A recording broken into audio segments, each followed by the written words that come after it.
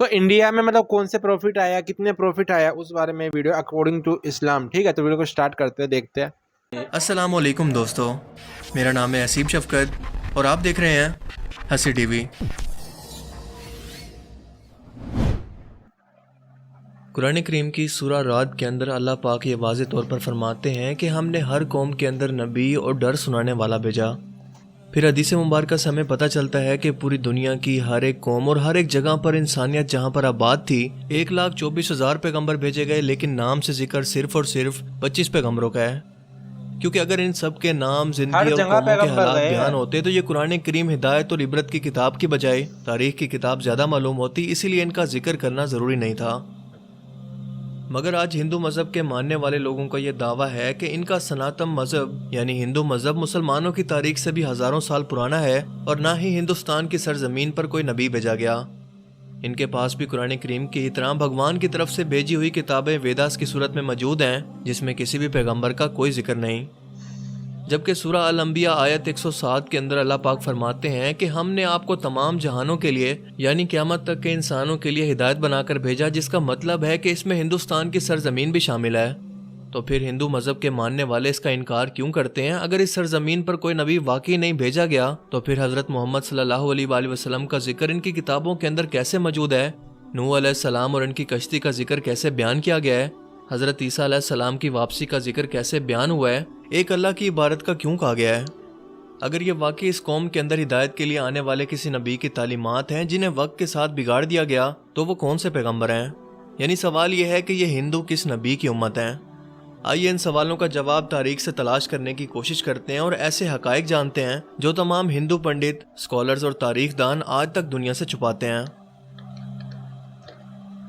ہندو مذہب کے ماننے والوں کا یہ دعویٰ ہے کہ یہ دنیا کا سب سے قدیم ترین مذہب ہے، اتنا قدیم کہ جب اسلام یا مسلمان لفظ کا وجود تک موجود نہیں تھا،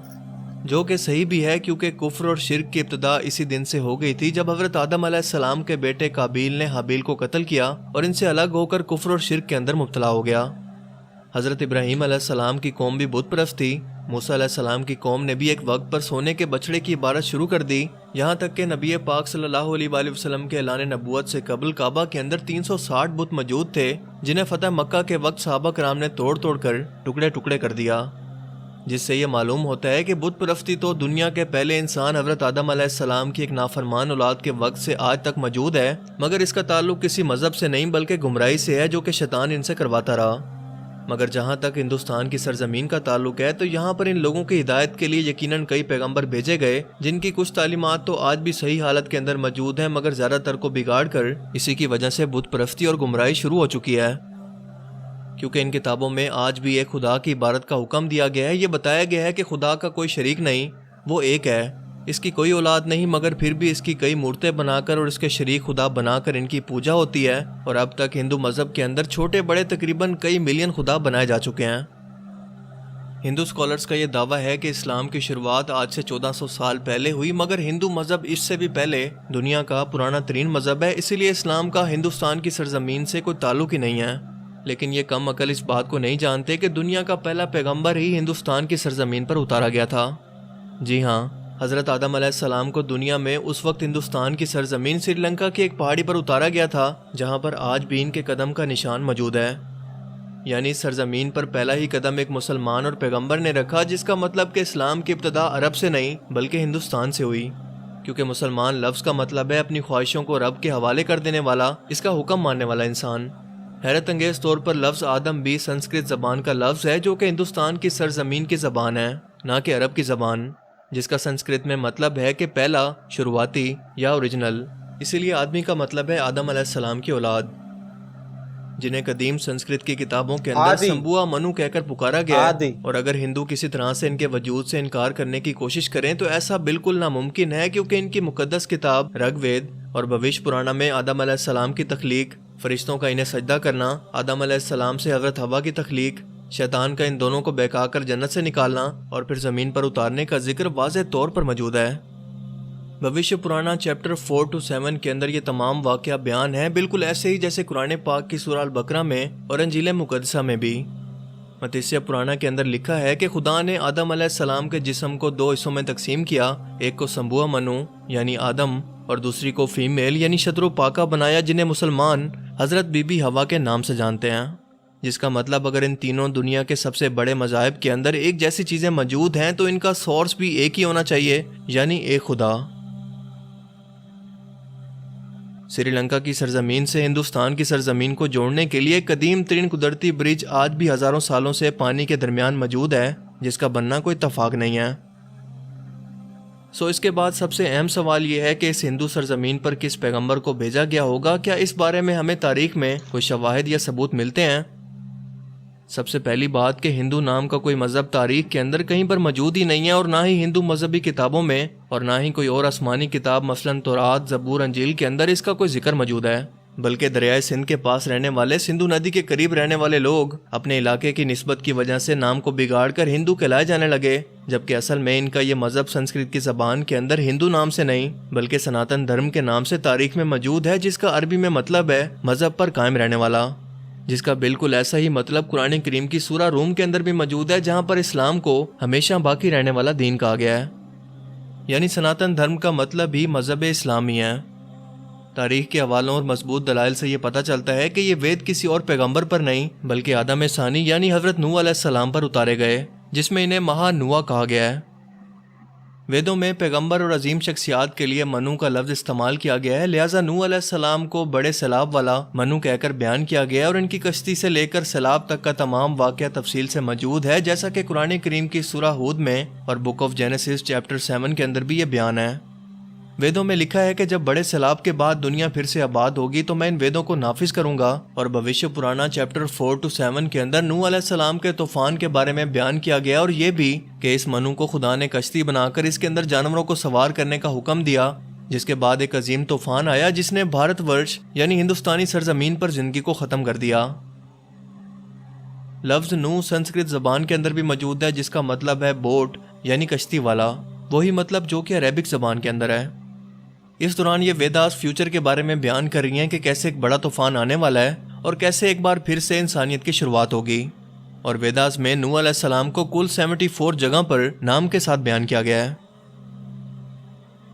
فرانس کے ایک رائٹر AJ ڈبوئس نے ہندو مذہب اور روایات کو 40 سال تک پڑھا اور بتایا کہ طوفان نوح کے بعد ہندوستان کی سرزمین ایک صحرا کی طرح تھی جسے آباد کیا گیا، اور خود ویداس بھی بار بار نوح علیہ السلام کو ہی مخاطب کر کے ان کے واقعات بیان کر رہی ہیں، جس کا مطلب کہ ہندوستان کی سرزمین اور نوح علیہ السلام کے درمیان ایک تعلق موجود ہے، اور طوفان نوح کے بعد جن ویداس کو نافذ کرنے کا بیان کیا گیا تھا وہ حضرت نوح علیہ السلام کی ہی تعلیمات تھی، جو اس طوفان کے بعد اس ہندو سرزمین پر ان کے ایک بیٹے کی نسل سے آگے پھیلنا شروع ہوئیں، جس کے بعد اس قوم نے گمراہ ہو کر بت پرستی کرنی شروع کر دی، کیونکہ تاریخ کے حوالوں سے ہمیں پتہ چلتا ہے کہ نوح علیہ السلام کی قوم کے جیسے دیوی دیوتاؤں کی پوجا کرنے کا تصور دنیا میں کہیں اور موجود نہیں تھا۔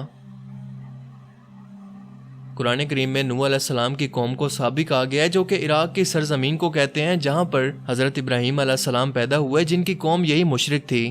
جنہوں نے نوح علیہ السلام اور ان کے درمیان آنے والے تمام نبیوں کی تعلیمات کو یا تو بدل دیا تھا یا پھر بھلا دیا تھا، اور انہی بتوں کی پوجا کرتی تھی۔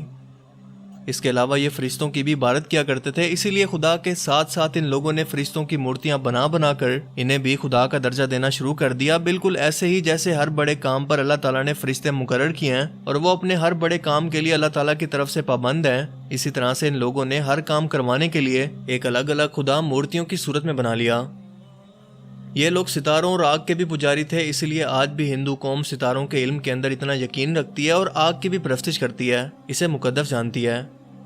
مگر سب سے اہم سوال یہ ہے کہ یہ سب جان کر بھی اور اپنی کتابوں کے اندر واضح طور پر ایک خدا اور پیغمبروں کی تعلیمات کو واضح طور پر دیکھ کر بھی ہندو قوم اس کا انکار آخر کیوں کرتی ہے؟ کیوں نہیں مانتی کہ اللہ تعالیٰ کے وعدہ کے مطابق ان کی قوم کے اندر بھی اللہ کا پیغام اتارا گیا، انہیں بھی ڈر سنایا گیا؟ یہ بات سمجھنے کے لیے آپ کو صحیح بخاری کی ایک حدیث مبارکہ کے بارے میں جاننا ہوگا کہ ابو سعید سے روایت ہے کہ رسول پاک صلی اللہ علیہ وآلہ وسلم نے فرمایا کہ قیامت کے دن حضرت نوح علیہ السلام اور ان کی قوم کو بلایا جائے گا اور اللہ تعالیٰ نوح علیہ السلام سے یہ سوال کریں گے کہ کیا آپ نے اپنی قوم تک میرا پیغام پہنچا دیا تھا؟ حضرت نوح علیہ السلام کہیں گے کہ بے شک میرے مالک، جس کے بعد نوح علیہ السلام کی قوم سے پوچھا جائے گا کہ کیا نوح نے میرا حکم تم تک پہنچا دیا تھا؟ یہ لوگ انکار کریں گے کہ نہیں، ہمارے پاس کوئی بھی ڈر سنانے والا نہیں آیا، ہمیں آپ کا کوئی پیغام نہیں ملا۔ اللہ تعالیٰ نوح علیہ السلام سے فرمائیں گے کہ آپ کا گواہ کون ہے؟ وہ فرمائیں گے کہ حضرت محمد صلی اللہ علیہ وآلہ وسلم اور ان کی امت۔ پھر تم لوگوں کو پیش کیا جائے گا اور تم لوگ گواہی دینا کہ نوح علیہ السلام نے اپنا پیغام یا اللہ کا حکم پہنچا دیا تھا۔ جس کے بعد نبی پاک صلی اللہ علیہ وآلہ وسلم نے سورہ البقرہ کی آیت 143 پڑھی کہ اور اسی طرح سے ہم نے تمہیں امت وسط بنایا، یعنی درمیانی امت بنا دیا، تاکہ تم لوگوں پر گواہ رہو اور رسول تم پر گواہ رہیں۔ جس سے یہ ثابت ہوا کہ یہ ہندو قوم کبھی بھی اپنے نبی نوح علیہ السلام کی تعلیمات یا کسی اور پیغمبر کو تسلیم نہیں کریں گے، اور ہندوستان کی سرزمین کا اصل مذہب اسلام ہی تھا جو کہ بگاڑ کی وجہ سے اپنی اصل شکل کو کھو چکا ہے۔ آج یہ ہماری ذمہ داری تھی کہ ہم ان لوگوں تک اللہ کا پیغام صحیح حالت کے اندر پہنچاتے، کیونکہ ہمارے رسول کو تمام جہانوں کے لیے رحمت بنا کر اور ڈر سنانے والا بنا کر بھیجا گیا۔ اب قیامت تک کیونکہ کسی رسول یا پیغمبر نے نہیں آنا، اس لیے اب یہ کام امت مسلمہ کے ذمہ ہے، جن سے قیامت کے روز اس بارے میں سوال کیا جائے گا۔ ڈاکٹر ذاکر نائک اور احمد دیدات جیسے لوگوں نے موجودہ دور کے اندر اس کی بہت کوشش کی اور کافی حد تک اپنی تحقیق سے لوگوں کو مسلمان بھی کیا، انہیں لاجیکلی طور پر حقیقت تک پہنچانے میں کامیاب رہے، مگر افسوس کہ ہمارے ملک پاکستان میں فرقہ واریت سے بھرا ہوا دین اس انداز کے اندر موجود ہے جو کہ ہم پوری دنیا میں تبلیغ کے طور پر پیش کرنے کے قابل نہیں ہیں، کیونکہ آج کا مسلمان تحقیق کے معاملے میں اور علمی میدان میں دنیا سے بہت پیچھے رہ چکا ہے۔ اللہ تعالیٰ ہمیں سمجھنے کی اور عمل کرنے کی توفیق عطا فرمائے، آمین۔ انہوں نے کہا کہ آج کے ٹائم میں جو جیسے کہ اسلام میں بھی ہے، اسلام کا بھی جیسے لاسٹ میں انہوں نے کہا کہ بہت لوگ غلط اس میں چلے گئے، اور سناتن دھرم میں بھی بہت لوگ اس میں زیادہ وہ ہو گئے ہیں، ملاوٹ اتنی زیادہ ہو گئی۔ تو وہ میرے کو ایسا لگتا ہے جن لوگوں کی ذمہ داری تھی نا دھرم اور دین کو سنبھالنے کی، انہوں نے اپنی ذمہ داری صحیح سے فالو نہیں کی۔ وہ لوگ کہتے ہیں نا شیطان کے وسوسے میں آ کے یا کسی چیز میں بھی آ کے یا دولت دنیا کو دیکھ کے بھٹک گئے اور وہی کرپٹ ہو گئے۔ جن لوگوں کی ذمہ داری تھی نا کہ ہم بتائیں گے دھرم کیا ہے یا دین ہے کیا ہے، وہی کرپٹ ہو گئے۔ تو اس لیے جو عوام ہے پھر وہ بھی کرپٹ ہوئے گی ہیں۔ اب کچھ لوگ ہیں وہ جیسے ہم آپ کے جیسے کہ ہم اسلام بھی دیکھ رہے ہیں اور ہم اپنا بھی دیکھ رہے ہیں کہ بھائی اب گھر والے تو اپنے حساب سے بتائے گا، لیکن ہم بھی تو جانے کی کیا ہے ہیں۔ آج مجھے ویڈیو سے پتا چلا کہ بھارت میں بھی کتنے پروفٹ آئے،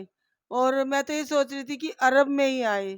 تو ابھی تو بہت کچھ جاننا باقی ہے اسلام کا، اور ایسی بھی کوئی باتیں بتائیں اور باتیں بتائیں جو ہمیں نہیں پتا ہے۔ ہمیں ویڈیو کے دوران ہی پتا چل رہا ہے اسلام دھرم میں کیا کیا ہوتا ہے کیا نہیں ہے، تو ہمیں تو پتہ ہی نہیں تھا۔ کچھ تو ہے اسلام دھرم میں کہ ہمیں تو پتہ ہی نہیں تھا اسلام دھرم کیا ہوتا ہے، اور ویڈیو کے دوران ہی ایک ویڈیو بنانی شروع کری تو اس دوران ہی ہم بھی کھینچے چلے آ رہے، جاننے کے جگیاسو ہے کہ اسلام دھرم میں اور کیا کیا ہوتا ہے۔ اور ایسی ہی کوئی ویڈیو ہو تو ہمیں بھیجنا۔